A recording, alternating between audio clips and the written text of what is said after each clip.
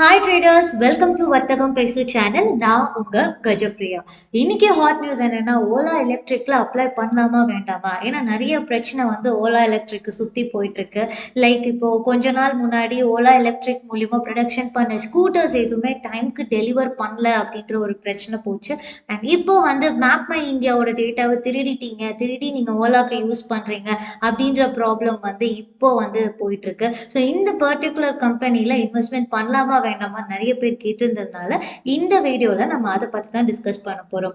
So Ola எலக்ட்ரிக்கோட fundamentals, financials, இதுல apply பண்ணலாமா வேண்டாமா, என்ன ரிஸ்க் ஃபேக்டர் அப்படின்ற வரைக்கும் டீட்டெயிலா இந்த வீடியோல நம்ம பார்க்க போறோம். ஸோ வீடியோக்குள்ள போறதுக்கு முன்னாடி நம்மளோட 547 சப்ஸ்கிரைபர்ஸ்க்கும் ஒரு பெரிய நன்றி சொல்லிட்டு, அண்ட் இன் ஃபியூச்சர் உங்களுக்கு ஏதாவது வீடியோ வேணும் ஷேர் மார்க்கெட் ரிலேட்டடா அப்படின்னாலும் இல்லை டவுட்ஸ் ஏதாவது இருக்கு அப்படின்னாலும் கமெண்ட் செக்ஷன்ல கமெண்ட் பண்ணுங்க, நான் கண்டிப்பா அதுக்கு ரிப்ளை பண்றேன். வீடியோக்குள்ள போலாம் வாங்க. Ola electric IPO. ஸோ இது எந்த மாதிரியான கம்பெனி அப்படின்றது ஃபர்ஸ்ட் நம்ம பார்த்துடலாம். இந்த கம்பெனி 2017 ஸ்டார்ட் பண்ணியிருக்கிறாங்க. இவங்க வந்து எலக்ட்ரிக் டூ வீலர்ஸ் தயாரிக்கக்கூடிய ஒரு கம்பெனி. இவங்க நிறைய மாடல்ஸ் வந்து தயாரிச்சிருக்காங்க. இவங்க ஃபர்ஸ்ட் வெளியிட்ட மாடல் அப்படின்னு பார்த்தா Ola S1 bro and Ola S1. அதுக்கப்புறம் இப்போ நியூவாக Ola S1 Air, Ola S1 X, S1 X plus அப்படின்னு டிஃப்ரெண்ட் மாடல்ஸ் வந்து அவங்க இது வரைக்கும் ரிலீஸ் பண்ணியிருக்கிறாங்க. இதுல அந்த Ola S1 bro, Ola S1 வரும்போது தான் அந்த டெலிவரி இஷ்யூஸ் இருந்துச்சு.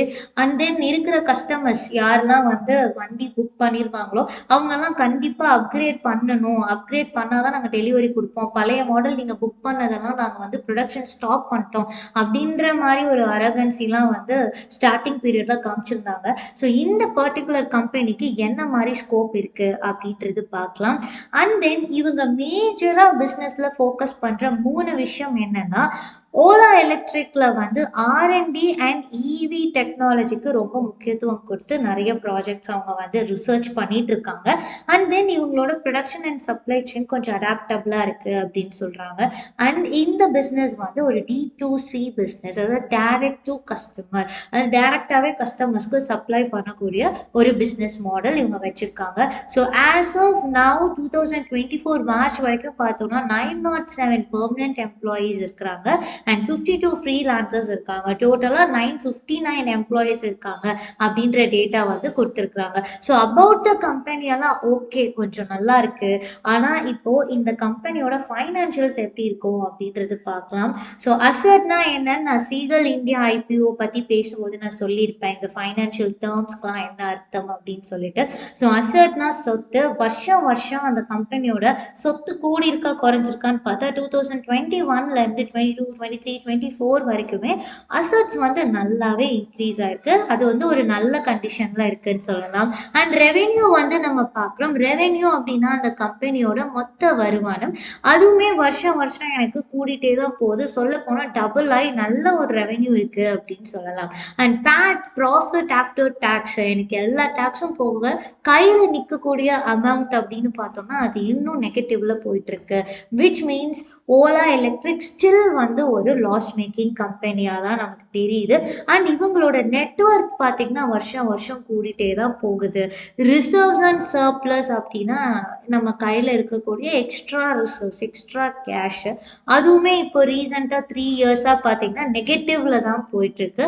சோஃபார் இதில் வந்து பாசிட்டிவ் இன்டிமேஷன் எதுவும் இல்லை. இப்போ பாரோயிங்ஸ் அப்படின்னு பார்த்தோம்னாலும் கடன் கூடுனா எல்லாத்துக்குமே ஒரு பாரமாக தான் இருக்கும். அதே மாதிரி இந்த பர்டிகுலர் கம்பெனிக்கும் கடன் வந்து கூடிக்கிட்டே போகிறதுனால ஒரு பாசிட்டிவ் சைன் வந்து சோஃபார் நமக்கு தெரியல. ஸோ ஃபைனான்ஷியல்ஸ் பார்த்தா அவ்வளோ சிறப்பாலாம் கிடையாது. ஓகே, நார்மலாக இருக்குது. அசட்ஸ் அண்ட் தென் நெட்ஒர்த் எல்லாம் ஓகே. பட் ப்ராஃபிட் அப்படின்னு வரைச்சு ப்ராஃபிட் நல்லா இல்லை. போரிங்ஸ்னு வரைச்சு போரிங்ஸ் வந்து ஹெவியாக இருக்க மாதிரி தெரியுது. அண்ட் தென் இந்த கம்பெனியோட அப்ஜெக்டிவ் என்ன, நோக்கத்துக்காக இவங்க ஐபிஓக்குள்ளே வராங்க அப்படின்னு பார்த்தோம்னா, மெயினாக இவங்க எக்ஸ்பான்ஷன் பண்ணணும் அப்படின்னு சொல்லியிருக்கிறாங்க. அட் தி சேம் டைம் எனக்கு நிறைய கடன் இருக்குது, அதில் கொஞ்சமாவது நான் ரீபே பண்ணணும் அப்படின்னு சொல்லியிருக்காங்க. அண்ட் இம்பார்ட்டன்ட்லி அவங்க R&Dல வந்து இன்வெஸ்ட்மெண்ட் பண்ண போறாங்க.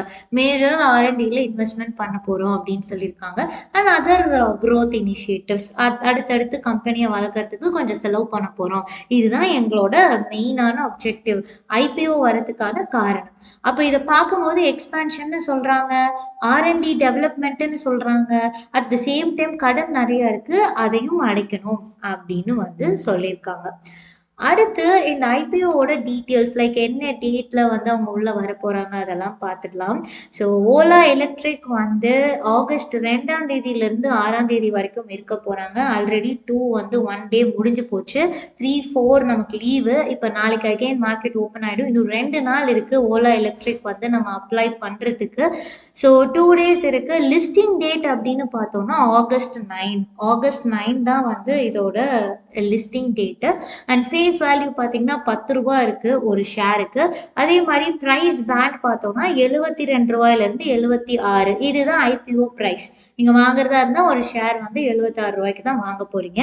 அண்ட் லாட் சைஸ்ன்னு பார்த்தோம்னா ஒரு லாட்டுக்கு 195 ஷேர்ஸ்.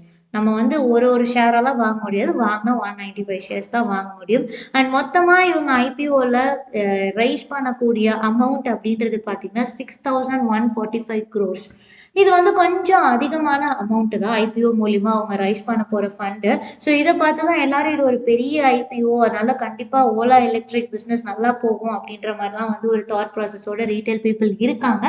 அஃப்கோர்ஸ் எஸ், எல்ஐசிக்கு அப்புறமா வரக்கூடிய ஒரு பெரிய ஐபிஓ அப்படின்னு கூட நம்ம சொல்லலாம். ஏன்னா 6000 கோடிக்கு மேலே இவங்க ஃபண்ட் ரைஸ் பண்ண போகிறாங்க. பட் இருந்தாலும் இவங்களோட ஃபண்டமெண்டல்ஸையும் நம்ம வந்து பார்த்துட்டு தான் நம்ம டிசிஷன் வந்து மேக் பண்ண முடியும். ஸோ டோட்டல் இஷ்யூ சைஸ் வந்து 6000 கோடிக்கு மேலே அவங்க வந்து ரைஸ் பண்ண போறாங்க. அண்ட் தென் ஐபிஓ ரிசர்வேஷன் அப்படின்னு பார்த்தீங்கன்னா ரீட்டைல் பீப்புளுக்கு 10% தான் வந்து கொடுத்துருக்காங்க. 10% தான் ரீட்டைல் பீப்புளுக்கான ஷேர்ஸ் அப்படின்னு ஒதுக்கியிருக்கிறாங்க. அதனால இந்த ஐபிஓக்கு நீங்கள் அப்ளை பண்ணாலும் விச் இஸ் 10% தான், அந்த 6000 கோடியில் 10% தான் நமக்கு அப்படிங்கும் போது நிறைய பேர் வேற அப்ளை பண்ணுவீங்க, கிடைக்கிறது கொஞ்சம் கஷ்டம் அப்படின்னு சொல்லலாம். ஏன்னா ரீட்டைல் பீப்புளோட பங்குன்னு பார்த்தா ஒன்லி 10% தான் இருக்கு. அண்ட் தென் இந்த டேப்ல நான் இதோட ஓப்பனிங் டேட், க்ளோசிங் டேட், எப்போ ஓப்பன் ஆகுது எப்போ க்ளோஸ் ஆகுது, அண்ட் தென் உங்களோட அலாட்மெண்ட் வந்து ஆகஸ்ட் 7. ஐபிஓ முடிஞ்சு அடுத்த நாளே அது உங்களுக்கு அலாட் ஆயிருக்கா இல்லையான்னு மெயில் வந்துடும். ஆகலைன்னா 8ஆம் தேதி ரீஃபண்ட் ஆகிடும். ஆயிடுச்சு உங்களுக்கு கிடைச்சிருச்சு அப்படின்னா 8ஆம் தேதியே ஷேர்ஸ் வந்து உங்கள் டிமேட் அக்கௌண்ட்டில் கிரெடிட் ஆகிடும். 9ஆம் தேதி இது லிஸ்ட் ஆக போகுது. ஸோ இது ஃபர்தர் டேட்டா, உங்களுக்கு என்னென்ன டைமிங்கில் எப்படி நடக்க போகுதுன்ற ஒரு டென்டேட்டிவ் அலாட்மெண்ட் வந்து இங்கே கொடுத்துருக்கோம்.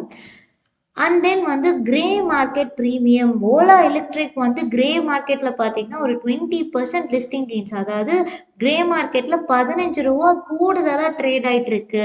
அப்படின்னா என்ன அர்த்தம், மேபி இந்த கம்பெனி வந்து நீங்கள் வாங்கினீங்க அப்ளை பண்ணீங்க அப்படின்னா ஒரு 20% மினிமம் லிஸ்டிங் கெயின்ஸ் கிடைக்கிறதுக்கு வாய்ப்பு இருக்கு அப்படின்னு அர்த்தம். அண்ட் தென் இதில் என்னென்ன ரிஸ்க் ஃபேக்டர்ஸ் இருக்கு, இதுதான் ரொம்ப இம்பார்ட்டண்ட்டாக எல்லாரும் நோட்டீஸ் பண்ண வேண்டிய ஒரு ஃபேக்டர். இவங்களுக்கு நெட் ப்ராஃபிட் அப்படின்றது சோஃபார் இல்லை. சோஃபார் இது வந்து லாஸ் மேக்கிங் கம்பெனியாக தான் இருந்திருக்கு. என்னதான் இவங்க வந்து நாங்கள் வந்து எக்ஸ்பேண்ட் பண்ண போகிறோம், கடனை திரும்ப அடைக்க போகிறோம், R&Dல இன்வெஸ்ட் பண்ண போகிறோம்னு சொல்லியிருந்தாலும் இது வரைக்கும் அவங்க லாபம் பார்த்து எதையுமே ப்ரூஃப் பண்ணலை. ஸோ தட் சோஃபார் அவங்க வந்து ஒரு லாஸ் மேக்கிங் கம்பெனியாக தான் இருக்காங்க. அண்ட் தென் இவி அப்படின்னு எடுத்துக்கிட்டோம்னா இந்த எக்ஸ்பீரியன்ஸ் வந்து ஓலாக்கு ஒரு ஷார்ட்டர் எக்ஸ்பீரியன்ஸ் அப்படின்னே சொல்லலாம். கண்டிப்பாக இவங்க ஃபியூச்சரில் சக்ஸஸ் ஆவாங்க அப்படின்றதுக்கு ஒரு கேரண்டி கிடையாது. ஏன்னா இவி ப்ரொடக்ஷன் பண்ற எல்லா எக்யூப்மெண்ட்ஸ் எல்லாமே வந்து கொஞ்சம் எக்ஸ்பென்சிவ் அப்படின்றதுனால இவங்களோட சஸ்டைனபிலிட்டி இந்த பர்டிகுலர் ஆட்டோமொபைல் செக்டர்ல எப்படி இருக்குன்றது really heart and it is competitive அப்படின்னு கூட சொல்லலாம். அண்ட் தென் இவங்க R&Dக்கு நிறைய ஸ்பெண்ட் பண்ற மாதிரியும் இருக்கும். இன்னொரு விஷயம் என்னன்னா ரீசெண்டா இந்த பர்டிகுலர் கம்பெனி வந்து டெலிவரியில கொஞ்சம் பிரச்சனை, கரெக்ட் டைமுக்கு கொடுக்காதனால மக்கள்கிட்டயும் இவங்க மேல இருக்கிற ட்ரஸ்ட் வந்து அந்த அளவுக்கு இல்லை.